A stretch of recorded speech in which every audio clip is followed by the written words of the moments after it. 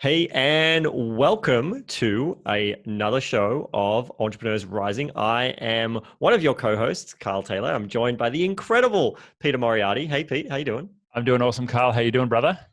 I am doing fantastic. It has felt like a long time since we've connected, even though it was only a short while ago.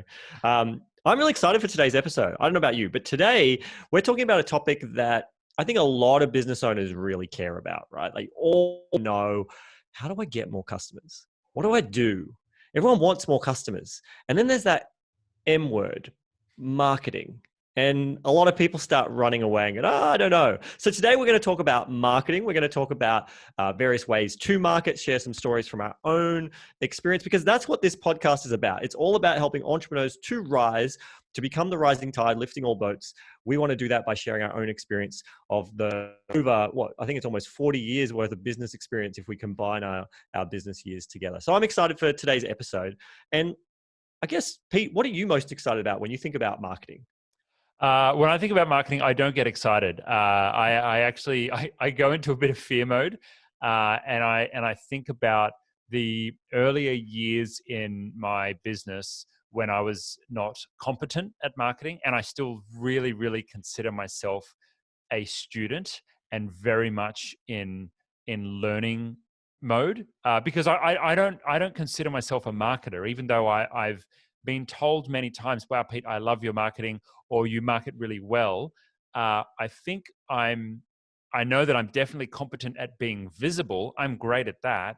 But I actually consider myself more of a salesperson and an influencer and a leader rather than a marketer. And when I spend time with marketers, I consider you a marketer. I consider some of my other friends who literally work in marketing to be marketers. I realize, I feel like, maybe I can't label myself a marketer. So I don't get excited about it. But what I do feel is I feel thankful for the journey that I've been on. And I feel good that we're going to pull it apart today, because I'm really interested in, reflecting on what works and what doesn't work. But not only that, I think, unpacking the mind of a marketer, which is you. And so I'm excited for that. Yeah, well, I cheekily asked you that question because I knew that marketing is not your favorite topic, even though you do love learning about it, right? Like you take an active interest, and I appreciate you sharing that. Like, I would love to know from your experience, is it because you've done a bunch of marketing that just work, and that's what made you like? What is it that you go, I love sales, but what is it you think about marketing that makes you go, oh, I don't know if this is right for me? Because I think there's a lot of business owners who are just like you, Pete. Yeah. For me, there's two things that are very clear about my personality and psychology that make up that fear and that challenge. Number one is, I don't feel comfortable with things that I'm not good at. I've always been the kind of person that I can jump on a bike and do it. I can jump on a snowboard and do it. I can jump on a wakeboard and do it. Like, I've always been competent at the things that I try. And if something is difficult for me to get started with, I give up. That's just me. And then combined with number two being that I'm fearful of the idea of public humiliation. It's Mm. just an ego thing. It's just a part of who I am. And so those two things combined together, having to learn the discipline of marketing is challenging, and it's something that I'm not naturally good at. I am better being the mechanic, working behind the scenes in a business, tweaking the delivery and tweaking the operations and tweaking the financial model, than I am at, my perception of marketing is like constantly pumping out new ideas and being in creation mode. I can't sustain that for long periods of time, or I don't want to sustain that for long periods of time. But then also, I guess it's a bit of the fear of failure there as well. So I'm not saying that I Mm. despise marketing. I do market, and how I've tricked my psychology into focusing on marketing, because the last year, really, for me, my role as a CEO has been to be a marketer in the business. I've had to step up and actually do that role. How I tricked my psychology was, I said, okay, well, this marketing thing is just a problem for me to solve. And so I'm really curious about how I can solve the problem of marketing in the business, how I can solve how to do it, how to be effective at it. And then once we've got some basic runs on the board, how we can then, tweak and improve, which is a process that I really love doing. So that's kind of been my development of marketing. But I think back to when I was in an earlier stage of business and I was being told, hey, you should cold call, you should do this, or you should do this one Facebook funnel that's going to work. And I tried those things and they didn't work. And I just felt like shit. So that's a Ah, little history of Pete's psychology and how he approaches marketing. well, and I love that you said that, because instantly, like you're talking about wanting to unpack the psychology of a marketer. And I find it so fascinating that some of your background story there of why you prefer sales over marketing. I have the exact same story, but I have the complete inverse. I love marketing. I got good at marketing because I felt I couldn't sell. And so I'd rather just take orders rather than have to sell someone. So I don't Wow. want to cold call people. I don't want to do cold calling. I want people calling me. So I got really good because my personality type naturally is not the type to go out door knocking. I've tried cold calling back in my IT business days because a business coach told me to. I hated it. I'm proud of myself for doing it, but it was horrible. Kudos if you are someone who loves cold calling. So it was that psychology of going, how do I get people calling me, chasing me, telling me they want to buy from me? All I have to do is go, actually, this is not a good fit for you, or yes, it is. Like it's all my job is then as a salesperson is this actually a fit for what you need? Great. If not, totally okay, because I've got a marketing machine that is just delivering me people who are wanting to chase me.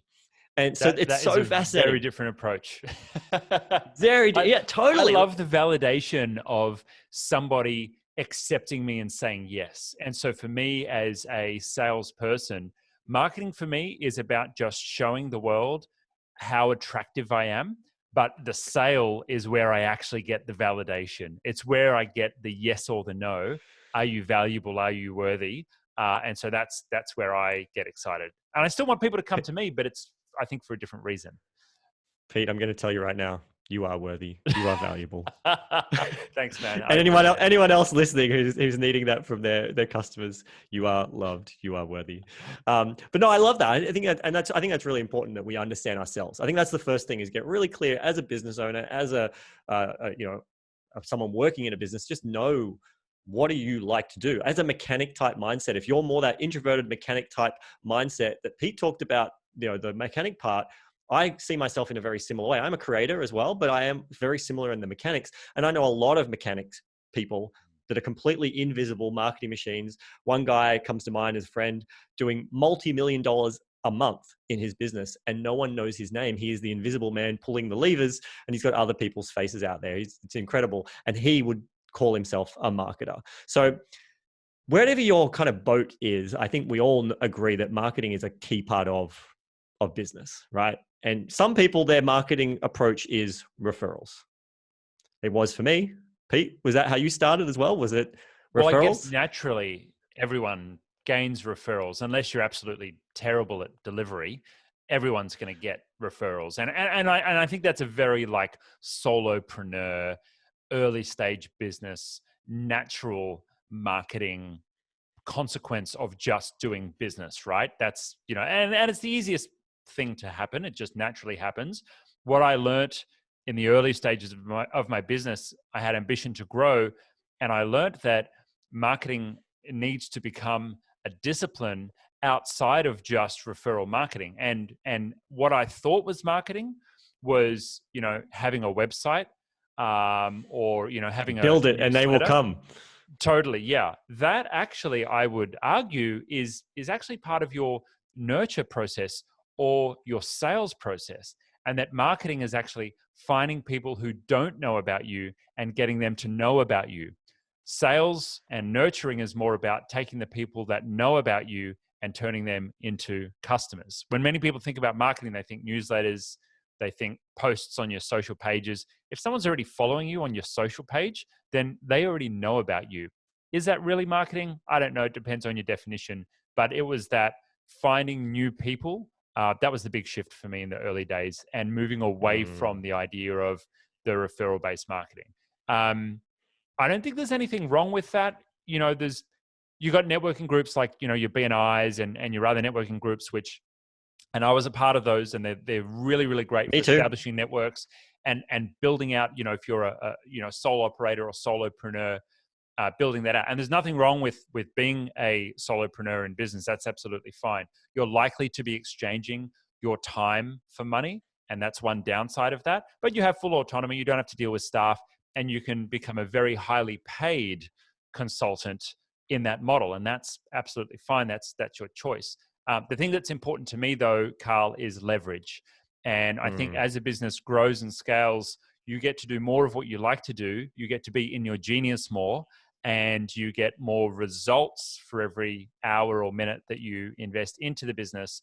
And so it's a requirement to move away from that style of marketing, just kind of like deliver well and wait for people to refer, and move away from just exchanging time for money and you doing all of the delivery, because you can deliver better than anyone else can deliver. But that's, it's the trap of the e-myth of, being stuck as the technician forever. And, I think most of our listeners are probably at least beyond that, or aspiring to be beyond that.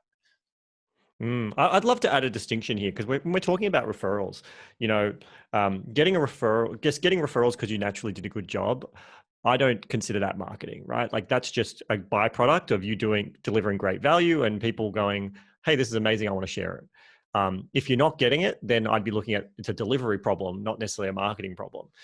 And there is a difference, though, to if you have a referral generating strategy, then it can be deemed marketing. Totally. If you've actually built into your system that at the end of every job, you specifically then send them a letter, or you personally ask them, as it's built into your system to get the referral on a consistent basis, now you've implemented a marketing strategy. But if it's just hope and pray, I get a good referral, then it's just hope and pray. It's not really marketing. So that's a good little distinction there, that there's nothing wrong with referrals. I encourage you to get referrals. They're the most affordable marketing lead generation you will ever do. It's so smart to leverage them, but it will, at least in my experience, and I think Pete's experience, only get you so far, right? You only get to a certain point where if you really want to grow, you need something a bit more predictable. And I think that's the biggest challenge as business owners. In the beginning, if you start building teams, the biggest, at least in my experience, fear is, well, will I have enough income coming in to pay for these team members? Like, will I have enough work for them? Will I sell, I buy all that stock? Will I be able to sell it? And it's really hard to make those decisions of committing if you don't feel strong and confident that there's a marketing machine, or there's a few marketing channels that are bringing new people into your world. And Pete, you talked about the idea of sales being like the decision process and like nurturing people, versus marketing being what I would deem top of funnel. And see, to me, marketing is made up of three pieces. There's the top of funnel, which is the kind of awareness phase of getting people into the top to know you exist. That's just purely about getting eyeballs to know you exist and to engage with you. And then you've got the process of like middle of funnel, which is about building that trust, educating them about what you do. And then eventually you take them to a bottom of funnel, which is designed to get them into a sales conversation, either one-on-one, one-to-many, one to a web page, whatever it may be, one to a bot, whatever it is that gets someone to make that buying decision. That's kind of a marketing funnel. You also talked about, that I wanted to unpack and talk about here, that you think marketing is about talking to people who don't know you exist. And it brought to mind, there's the concept of, when you're marketing, there are really three types of people you can be marketing to. There are people who are solution aware, meaning, like Pete, in your example, you run an IT service agency. I run a marketing implementation agency. They are aware that they need an IT company to help them, right? So when you're talking and you're marketing to someone who's solution aware, it is very different. They're the kinds of people who are going to Google and they're searching IT company Sydney, IT company Chicago, marketing support, virtual assistants online. Like, they're searching, they know they have a problem, they know what a potential solution is, and they're searching for the best provider. So those people, your marketing is about showing them why you're the best solution. Then you've got the people who are problem aware. They don't actually know that a business like yours exists, or what they don't know they need an IT person's help. They just know that right now my problem is my entire, like my current IT systems aren't working. That's my problem. Doesn't work. Or I need to do all this marketing stuff and I can't do it myself. Like, that's their problem. They're aware of that. They're like, I know I need to do all these things. I can't do it myself. I know I need the whole computer stuff needs to be improved. They're problem aware. And so you're engaging with those people in a message of, this is your problem. Do you have this problem? And you're introducing the solution, which is your company. They don't yet know that you are the solution. And then you've got the final, the most expensive people to market to out of everyone are the people who are unaware. The people you have to convince them that they have a problem. And then once you've convinced them there's a problem, you need to educate them of the solution and then you convince them why you're the best solution in the first place. So it's solution aware mode. It's purely about showing them why you're the best option for them and their specific situation. That's all you got to do. So if you're starting out marketing, like that's where you start. You don't try and go to the people who have no idea that you exist. You start with the people that know about the solution and you're showing them why you're the best option. As that starts to hit its cap, which it will, you then move into the next phase, which is about getting the people who are problem aware and you're talking to their problem. But the messaging you're using and the strategies you might use will be different. So I wasn't planning about talking about this, Pete, but you said something that made me catch it. And I was like, that's something that I think is really valuable that a lot of people aren't aware, that when you're marketing, it's not just like market my stuff out there, knowing who you're talking to and what level they're in. Are they solution aware, are they problem aware, or are they completely unaware? And if you're starting your business and the only way to get people to your business is unaware people, you're really going to struggle. You're going to need huge pockets of money and doing ridiculous branding activities and trying to get on TV. And it's change your business model would be my recommendation if that's you. That's really interesting. So we've talked a little bit about referrals and, the types of kind of like, different stages of the funnel. I saw a great post on Facebook and they were called Tofu, Mofu, and Bofu for top, middle, and bottom of funnel. And Carl, let's talk about the different types of marketing, because I think when people say the word marketing, they start to think letters or cold calling or Facebook ads. There's been so many different ways of marketing, and for me, it makes me think of overwhelm immediately with all of the options and all the different ways of doing things. And I try my hardest to 80-20 and, find what I know works and find what works best and optimize more and, do small tests in areas where I might be experimenting and try not to spend too much money. I'm not a gambler, and I've found that every time that I go all in, either on a strategy or on trying something new, it ends up losing. And maybe that's now a self-fulfilling prophecy. But each time that I go and throw a bunch of cash at a new idea that either isn't tested or I haven't found a way to start small and ramp it up, I find myself blowing 5 or 10 grand at a time at a minimum. And I've had bigger mistakes than that as well. But Carl, I'm interested, from your perspective, like what should a business owner be considering in terms of, medium and the actual strategy and how they implement communication with all of the options that are out there? Because I know that it's not just about some magic funnel on Facebook that the latest Instagram marketer is telling you is going to solve all of your problems and 10x your business. Yes, they are absolutely useful and those strategies will work.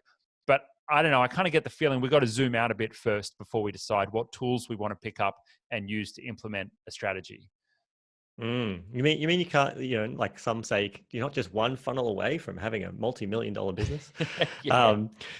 Look, that's a really big question. There's a lot of things in that. Let's zoom out before I get to the types of medium, because that's important, but it's not as important as I think people really think.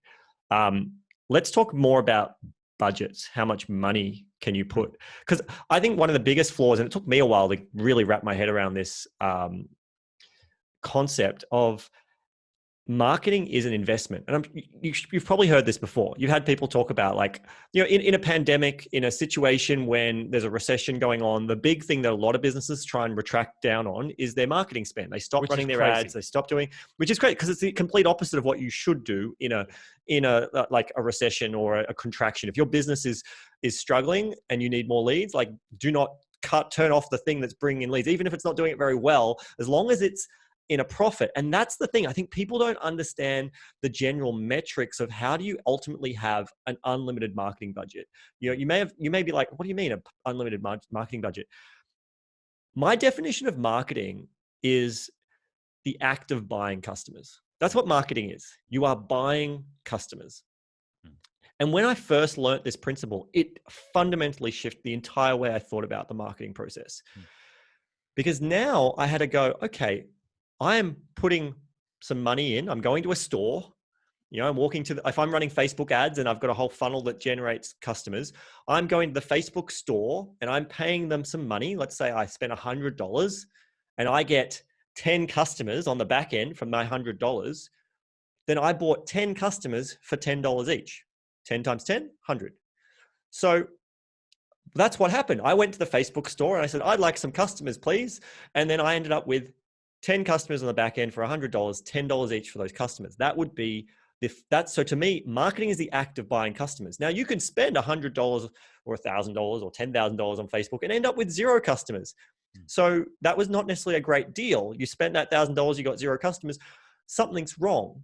Doesn't mean that Facebook ads doesn't work. It could be anywhere between the Facebook click to your business conversion process. So when you start to understand that metric, and that is the relationship you're going through, you start to go, okay. If you understand your business properly and understand the idea of an allowable acquisition cost, is this something you've ever done, Pete? Like go on and set an allowable acquisition cost? Yeah, well, we've kind of reversed engineered it from what's the lifetime value of the customer, and I think what we brought ourselves to was up to 30% of the LTV we would allow for the customer acquisition cost, sometimes called CAC.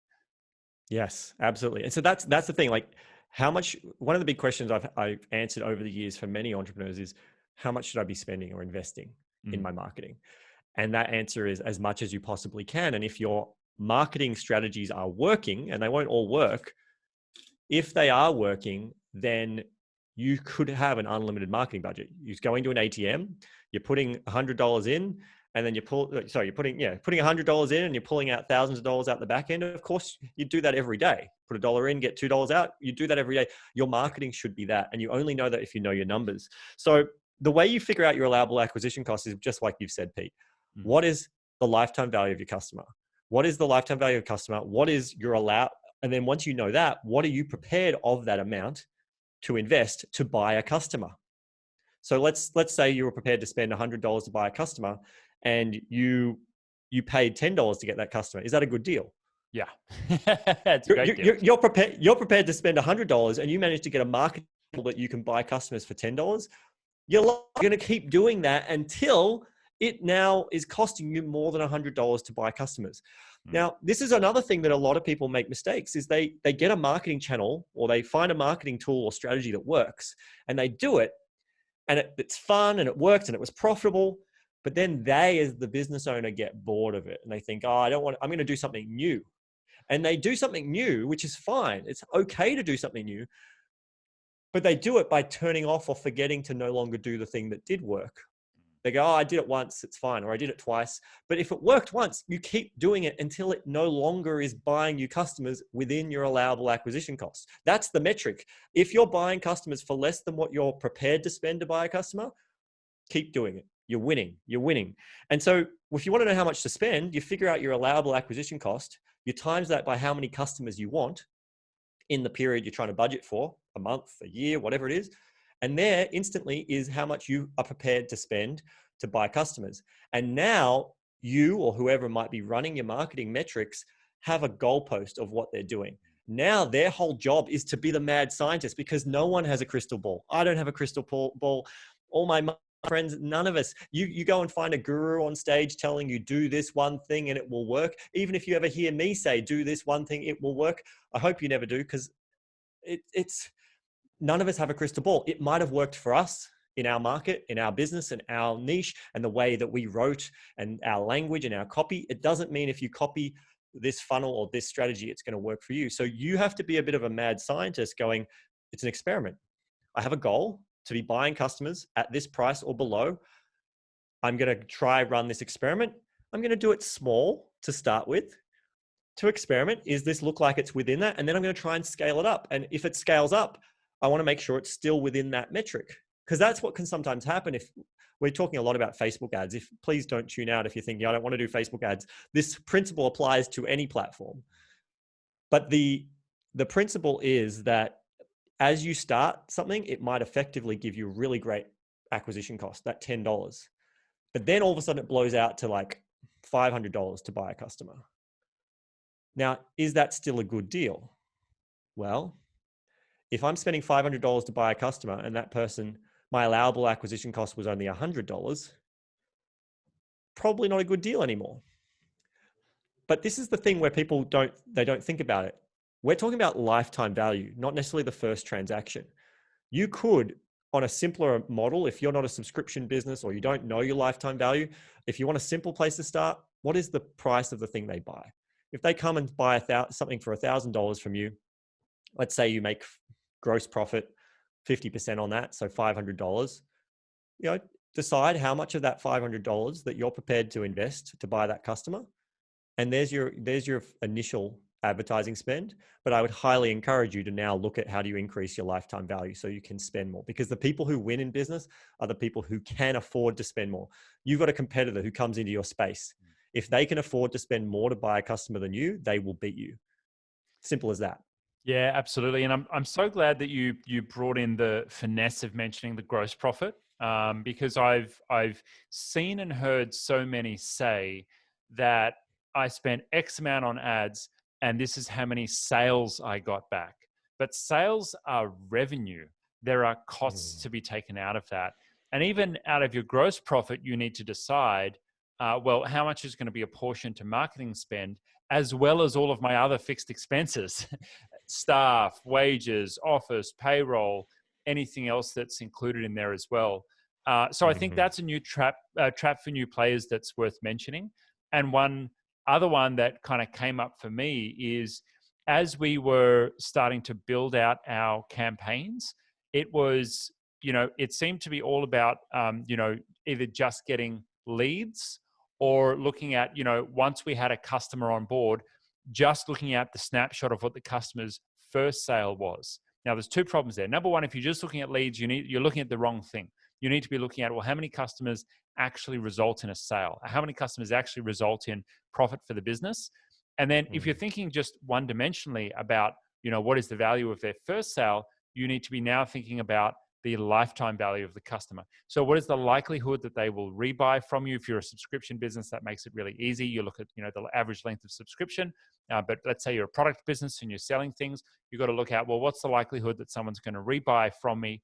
And then can I factor that into my numbers as well? The equation then becomes very simple on actually calculating, how much that you're willing to spend. And then from there, it's just a matter of, as you say, Carl, working backwards and working out, well, what's the total allowable that you're willing to spend to acquire a customer? And it should go without saying that once you're starting to optimize these numbers, you're looking at what channels are performing best in terms of different levels of costs that are coming through. And so, yeah, sure, there's a couple of spreadsheets involved to get all of this happening and to actually extract all the data and really learn it and understand it. But this is where it gets really, really powerful and really easy for you to say yes or no to different initiatives and to see the result on the spend that you're getting. And when you see result on spend, as Carl says, if you put $1 into an ATM and $2 comes back out, then you're just going to keep doing that as long as you can.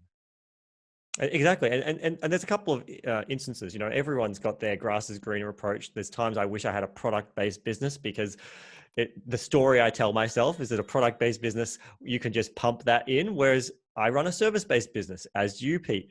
The reality is that I have certain caps of how many new clients we can realistically take on in a short period of time. We have team members that need to be added, trained up, all of these things. There are certain capacity parts of it. So if your business model is infinitely scalable, it's marketing is like the cash cow when you can nail it. When you're a services-based business, it's still an important part, but you will then learn to turn them on and off, and it becomes like a tap, right? And you never want to turn the tap off. I will encourage you, even if you're so getting smashed, you never want to turn the tap off. You just turn it off from being a torrent of just lots of water, and you might just turn it back down to a little trickle. But as long as you've got this pipeline that constantly can generate you new leads and customers who will buy, the power that you will get in scaling your business is, I can't, it's hard to describe. Like, you cannot describe. But I'm not going to lie to you and say, hey, it's the easiest thing you'll ever do. It is hard. Even for people like me who've been studying marketing for years, you have an idea that you're like, this is going to work, I'm sure of it. And then you put it out into the market and it doesn't convert.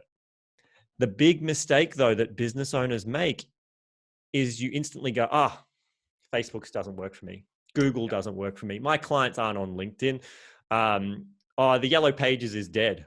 Like, I'm sure for some people, it actually still is working for them. I don't know if they exist. I don't personally know any of them, but there was a time that Yellow Pages kind of worked for my business, but you don't know if you're not measuring it. So that's the very first thing. If you take nothing away from this, if you are doing any kind of marketing, even if it's something like you're attending BNI or you're running some ads, start measuring by channel. Where are these customers coming from? And the simplest way you can do it low tech is every time you get a new customer, just ask them the question, hey, how did you hear about us? And they'll go, oh, I was referred by blah, blah, blah. Oh, hey, actually, I was referred through the BNI. Oh, actually, I found you on Google search. And if they say, I found you on Google, dig a little deeper if you need to. Oh, great. Like, what specifically were you searching for? And that, if you're running search ads, can help you better understand where they're coming from. So that's my biggest tip around that. And this is why then, once you understand this principle, because the first question you actually asked me, Pete, was, well, what marketing should I be doing? What medium do I go with? It becomes irrelevant once you understand the numbers side of it and you've got your budget. Let's say you're prepared to buy customers for $500 each. You want 10 customers a month. You now know that you've got a $5,000 a month marketing budget, or you or your team have that budget. Yep. So now you or your team's job is to just find and experiment and build as the most effective channels that will buy customers at the lowest price for the highest return. Because that's the other thing. What if you're getting ads? This is where, when you run these numbers properly, what if you're running ads on Facebook and you're also doing a LinkedIn outreach campaign? So reaching out to people on LinkedIn. Maybe you're buying customers for $100 off Facebook, but with the team you've got to pay and all the various things on LinkedIn, it's costing you $500 to buy those customers. Still within your range, but it's at the higher range. But what if those Facebook people cancel after 3 months, whereas the people on LinkedIn stay for 3 years? Which was the better investment? Which is the better marketing strategy? And you can't make that call or that decision if you don't at least pay attention to the numbers. And I know that that's overwhelming to go, I've got to keep track of all these numbers. Don't worry. All you need to know is lifetime value. What am I prepared to spend to buy a customer? And am I buying them for less than that? And then, where did you come from? Can be simple, written down on a piece of paper or a whiteboard if you need to do it low tech. There are high tech ways to do it, but just keep track of where they're coming from and keep track of what you're spending. If you spend $500 on Facebook ads and you know you got 5 customers from Facebook, you know what it's costing you to buy a customer on that particular platform. So that's how you decide where to do it. Where do you narrow that down a bit tighter? Every business can do paid ads. Google search ads, Google display ads, Facebook ads, even if they're only doing what's a bit more advanced, but remarketing ads. You're not going out to cold audience, but you're going to people who may be already on your email list. You're going to people who have visited your website, and then you're basically stalking them around the web. That's what remarketing is. If you've ever been to a store online and then next thing you know, everywhere you go, you're seeing their ads, you've been remarketed to. Really super effective. If you go to my website, you'll get remarketed to. You'll see me on YouTube. You'll see me on Facebook. You'll see me on news sites that you're visiting.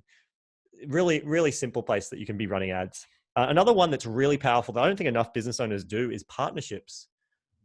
One of my biggest channels in my business of growing and getting clients is a lot of our clients. Thankfully, I work with a lot of coaches, business coaches in particular. And just because they love us, they then refer us to like their group of clients, and many of them have hundreds of clients.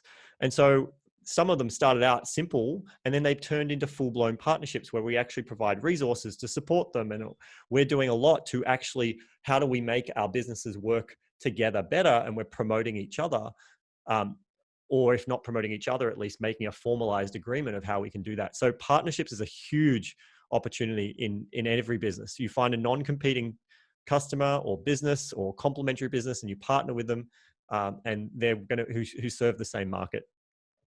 Then you can start getting into like branding and content stuff. Like, there's 2 types of marketing as well, Pete.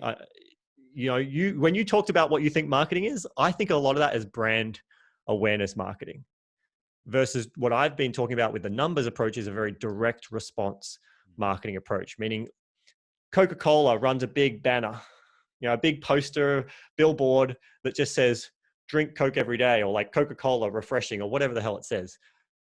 Small businesses don't don't do ads like that. Not if you want to stay in business. Never. But why can Coke do that? Because they know their lifetime value. You get someone drinking Coke and they now drink that Coke and they're on it for 10 years. Can you imagine the lifetime value of one person seeing that billboard and deciding to buy a Coke? But I would just really encourage you, if you're fresh to business, stay away from brand-based marketing. If you're established in business and you've got some effective direct response strategies working, then start building out your brand awareness, your content out on social media, your stuff that's a bit more just getting you out there with no direct buy my thing or check it out. That's been in my experience over business. But Pete, like, what's your experience been with direct response versus brand? That's honestly something that I've hardly had the consciousness of. Like I've accidentally created brand marketing inside of Facebook because I was just so poor with my targeting that it just literally went out to people that were unlikely to have any kind of direct response to what I was advertising. And I've since learnt how to market to a particular kind of person, to a particular audience. Yes, to start with some things like remarketing and retargeting ads for audiences who have already found their way to our website through partners or, naturally through searching YouTube, watching a video, and then visiting our website via links there. So the idea of brand marketing, to me, I don't see it as that relevant to a small business. However, I have done some experiments now. On Facebook, there's some interesting ways that you can put creative media in front of those who, may be interested in the business potentially. But I think you'd have to have a business that has such a broad appeal to so many people for you to do that kind of broad brand marketing. And you also have to have budget to throw away nearly to be able to do that, or at least to be able to start testing that. I think for most business owners, and I certainly know running a bootstrapped business myself, meaning we don't have crazy outside investors throwing money at us for us to go and blow. We have to make sure that every dollar in our marketing counts. And so for us, we're always looking for measurable return on investment. Some of the challenges that I've had is when we've spoken to marketing and traffic agencies and they've told us about what kind of results that they can get and how many leads that they can get or how many sales that they're going to result in. Unfortunately, some of them fundamentally misunderstand the financial model of our business, which means that they're not actually taking into account things like what we talked about earlier around gross profit, around making sure your other expenses are taken care of, around things like what's the timeline on the return on capital. If you've got a lifetime value of a customer and it's over 3 or 5 years, that means you're only going to get 20% of the capital back this year. And so you need to be able to fund that cash flow wise. If you're spending up to 50% of the gross profit of a customer, which is probably not advisable, but let's say you spend 30% of the gross profit of a customer to acquire that customer, but you're only seeing 20% in the first year, well, you've got a deficit of 10% of your marketing spend for that first 12 months that you need to then pay for. So where do you get that money? Do you get it from the bank? Do you pay an overdraft? You've got interest charges on that. Do you take investment? Or do you find a way to upsell that customer into something more expensive at the start of their engagement with you to potentially fund that marketing? Either way, a lot of other business metrics start to come into play, like how fast do you want to grow? How aggressive do you want to be in scaling up and acquiring new customers, knowing what capital is going to be tied up in the marketing to actually, return that back to you. But then also you start to think about the kind of metrics that a SaaS or a software as a service business uses for their actual growth. Things like, what is the ratio of your customer acquisition cost to the lifetime value? By the way, they say you want to keep the lifetime value above 3 times at an absolute minimum the customer acquisition cost, and that's the lifetime value in a gross profit basis. And so there's lots of numbers that can actually get into it. But Carl, I think bringing it back to the simple is knowing that every dollar that you're spending in marketing needs to have some kind of result. And it's okay to experiment, but where you can experiment small, so you're not throwing away, failing, and then, potentially bruising your ego or losing out because you have a perception that a particular channel or a particular strategy doesn't work just because you failed the first time you tried it. Exactly. Like bring it as you say, bring it back to the uber simple. You just got to know, you just got to track results. You know, if you run an ad campaign or you engage an agency or whatever, if you run marketing and you're not measuring whether it's working, you're, you're, you're basically going to the casino, putting money down on black and going, great. And hopefully hopefully there's money there, or maybe not. And then when it comes around to do it again, you do it again. You go, great, let's do it again. And you still don't know. Whereas at least if you knew consistently that, in every 3 times you put it on black, you're going to return. At least now you've got some numbers to work with. So Carl, do you remember a time that you actually fucked up? That you've tried something and it just didn't work? Just so we can, share and I think empathize with a listener who has no doubt tried things and they've not worked. Oh, well, I mean, the one that most comes to mind is my favorite memory from 2000 and it was my IT company. I don't remember what the year was, but Yellow Pages, the books even still existed back then. I wasn't prepared to invest in the book, but the salesperson managed to convince me that I needed to at least be in Yellow Pages online. And so I don't even remember the price now, but I know it was at least a couple of $1,000s we spent for this ad to be in Yellow Pages online. And good came from it because I had a cold call from a business coach who introduced me to a whole new world, but he asked a really good question, and we weren't measuring, so I don't know for sure, but as soon as we started measuring, it became very clear that we were wasting our money on this ad. It was complete waste of money. I can also think of being in BNI. I went to BNI. I loved connecting with people. It was great fun. I didn't love the mornings. Obviously now I think they've got a more virtual environment. But when I finally sat down and did the numbers, I noticed that we got a lot of referrals in the beginning that were still paying us dividends, long lifetime value from those initial. But the year that followed, there'd been pretty well nothing. We were just wasting money staying in the community. Like, it was keeping connections alive, but it wasn't serving the business for the original reason that we wanted to do that. I also have spent plenty of times on things that didn't really return. I mean, it wasn't really a marketing tool, but it kind of was going to be. My first book, Red Means Go, it cost me $6,000 to print, publish, do everything. I don't know. I'm sure I have got the return back by now, and I've got the return in other ways, but it did not give me a direct financial, because I didn't build it. It was not smart, strategic, written to generate leads like it could have been. I've done Facebook ads that have given me no money or gotten me a couple, thousands of leads, but none of those leads bought. When none of us are immune to it. We all do different things that just don't work. That sounds the key thing is very not giving similar up. to my experience. You just don't give up. You just go, cool. All right, what did I learn from that? And you try something else. And it's often the offer. Like, as a marketer, my biggest experience is that it's often not the medium, unless you've just completely missed the point that your audience is not on that medium. Like, if your audience listen to 2GB like talk radio and you're advertising on something like Nova with all the young millennials, you got a mismatch in your advertising. That's not necessarily going to be smart. But if you're advertising to where your audience is, be that Facebook, be that radio, like, that's the thing. As a marketer, a lot of people think I'm all about online. There's still value in radio, TV. It all depends on where your audience is. So that's the first question. Ask yourself, where is my audience? That'll help narrow down your list. And then the second thing is test offers. Your offer that you think is going to go really well, there's a high chance will be the one that flops, and it'll be the one that you think wasn't going to go well is the one that actually works out better.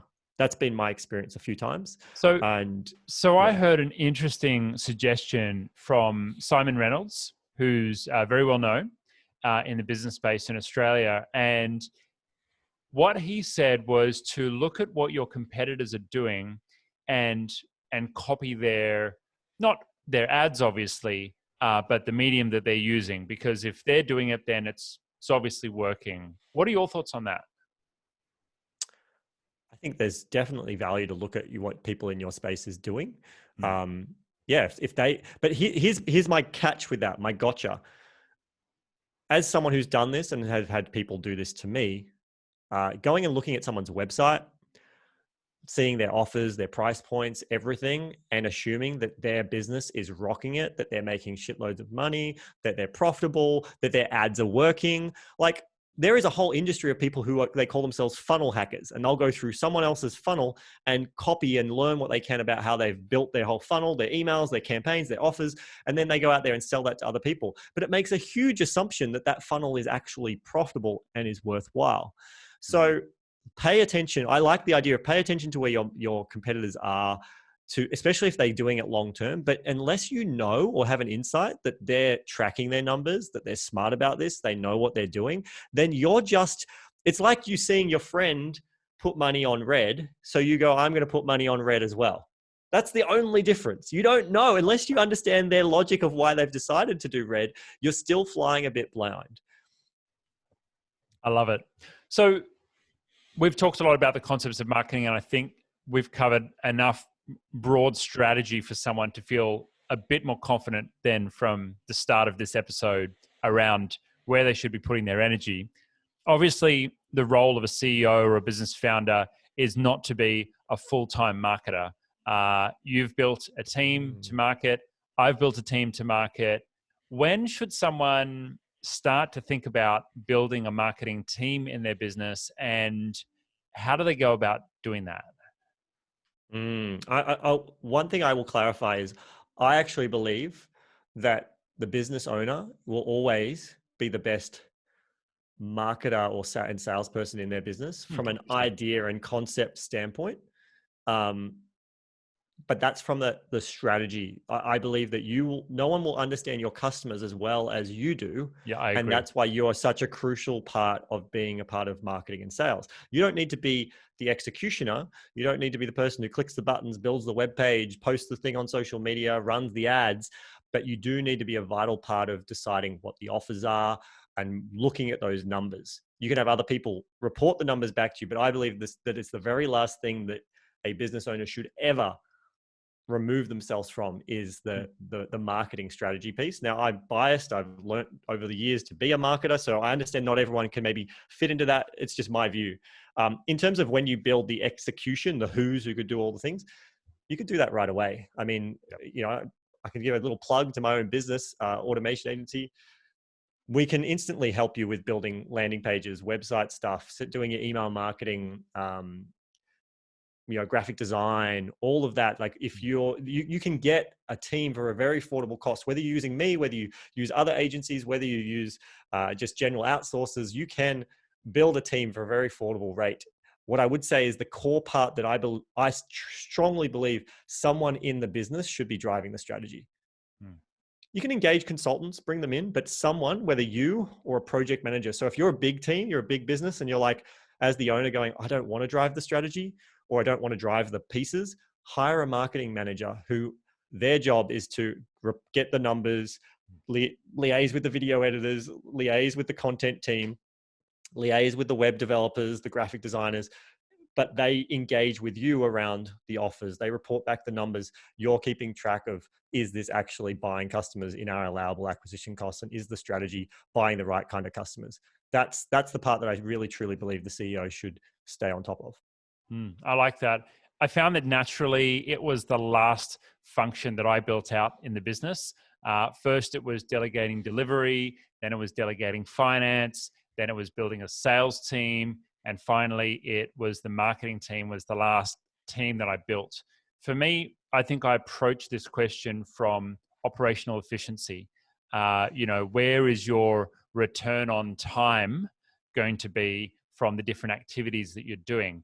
That's why delivery is best to get off your plate first, and then, all the other stuff that kind of annoys you. And I agree with you.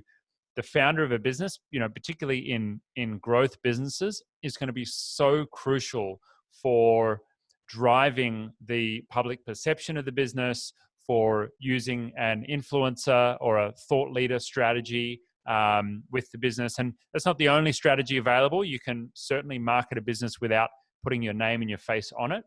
But I think, I do agree with you that, having either the business owner or senior business leaders involved in that strategy internally is absolutely critical, because it's the lifeblood of the business. It's the river of water that's flowing prosperity into the business, is being able to attract new customers and new business. it's the predictor of problems. Like Yeah. if you start having a marketing problem, you know you're going to soon have a cash flow problem, Mm. potentially, depending on your business model. So Yeah. keeping track of that is a crucial part. And I'm exactly the same as you. Like I built out my delivery team first. That's always, I believe every business owner should remove themselves from delivery first. And then from there, like similar, the sales process was the next one that I took myself out of. I took myself out of a little bit of the finance, but I still hold a lot of the finance control for me. But marketing is something that I only, because it's part of my genius and what I do well, it's something I'm only really now, outside of the delegation of the individual bits, I'm only now starting to go, okay, I'm going to take myself a little bit out of the strategy. I'm going to be more of an advisor than the dictator of the strategy. And this is new for me, and I'll be able to report back on the learnings I get from this process. Yeah. But it's a journey for sure. And the marketing is such a crucial part of any business, whether you think you're a It's marketer or not, you are a marketer. it's really interesting that even in the microcosm of building a marketing team, first I brought on delivery, which was, creating assets and actually, getting the Facebook ads set up. Then it was content, which was, a little bit of editorial and doing some writing. And then finally it was strategy, someone to help come on and take some of the strategy away. So even in the, the broader strategy of delegation across the business, in the smaller element of actually building a marketing team, the strategy was pretty similar in there as well. And I think it's worth touching on if it's not clear to someone listening. Like when we talk about building a marketing team, don't think you need to go and hire full timers. You can work with agencies, contractors, part timers, assistants.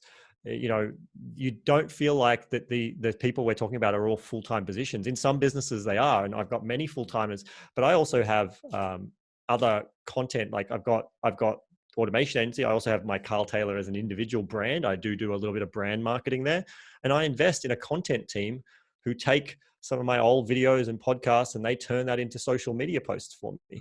And that's an outsourced team. So that's please don't feel like when you're building a team that it means you have to have employees. You can also include services. Awesome. And anyone who's listening should consider automation agency if that's where you're looking to start. I can certainly say myself, before building a team internally of dedicated resources, being able to delegate and outsource to someone for a very affordable rate, literally less than a offshore resource, you can have a multidisciplinary team who can help you out with that. So a little plug for Carl's business there.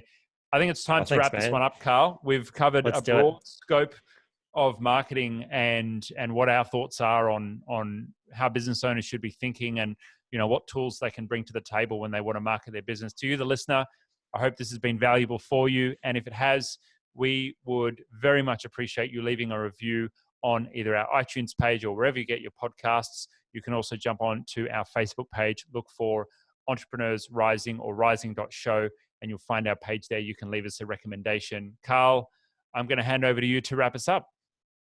Well, I'm not quite sure what else to say. You've said leave us a review. You've said check us out. So I'm just going to say be a marketer, do marketing, love your business, and look forward to connecting with you in the next episode.